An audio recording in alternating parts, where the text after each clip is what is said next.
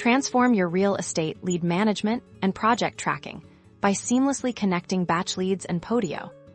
First, log into your Batchleads account, navigate to the main dashboard, and look for the Integrations tab, usually found in the top navigation bar or in a sidebar menu. Click on it.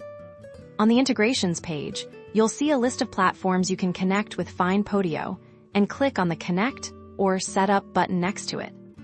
This will likely redirect you to Podio or present an authorization screen. You'll need to grant Batchleads permission to access your Podio account. If you're not already logged into Podio, you'll be prompted to do so first. Now, the crucial step: mapping your data. You'll be presented with options to choose which Batchleads fields should sync with specific fields within your Podio apps. Think about what information is most important to track for your leads, like contact details, property information, or deal stages. Select the Podio application where you want your Batchleads data to flow. Then, for each relevant Batchleads field, choose the corresponding field in your chosen Podio app. If a field doesn't exist in Podio yet, you can create it directly within Podio.